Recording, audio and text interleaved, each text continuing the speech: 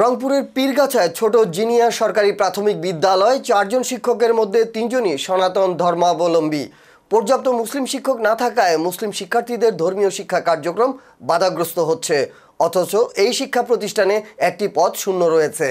জানা গেছে এই বিদ্যালয়ে পঞ্চম শ্রেণী পর্যন্ত 130 জন শিক্ষার্থী রয়েছেন, এর মধ্যে মাত্র 3 জন সনাতন ধর্মাবলম্বী শিক্ষার্থী।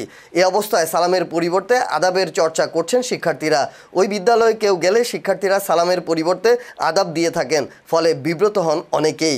একদিকে যেমন ইসলাম ধর্মের নৈতিক শিক্ষা থেকে পিছিয়ে পড়ছেন শিক্ষার্থীরা, অপরদিকে ওই বিদ্যালয়ে রয়েছে শিক্ষক সমন্বয়হীনতা। এ বিষয়ে উপজেলা প্রাথমিক শিক্ষা কর্মকর্তা আবুল হোসেন জানান, সমস্যাটি সমাধানে শিগগিরই প্রয়োজনীয় ব্যবস্থা নেওয়া হবে। উপজেলা নির্বাহী কর্মকর্তা শেখ রাসেল জানান, পরবর্তী শিক্ষা কমিটির মিটিংয়ে বিষয়টি উপস্থাপন করে সিদ্ধান্ত নেওয়া হবে।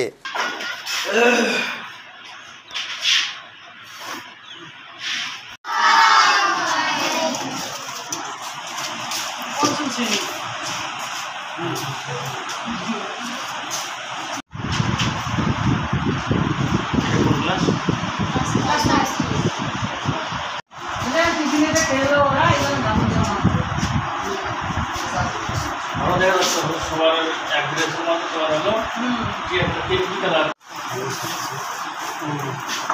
ভালো স্টুডেন্ট।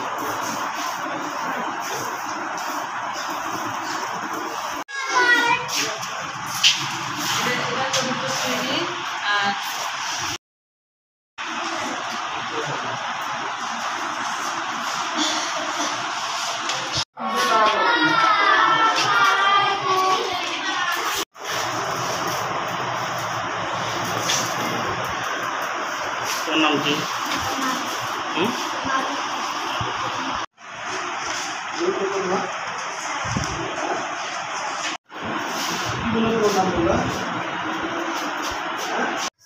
আমাদের স্কুলের মধ্যে 4 জন শিক্ষকের মধ্যে 3 জনই হিন্দু। এই কারণে আমরা প্রতিদিন আদাব দিতে আমাদের এটা অভ্যাস হয়ে গেছে, যে কোনো কেউ আসলে আমরা আদাব দিই।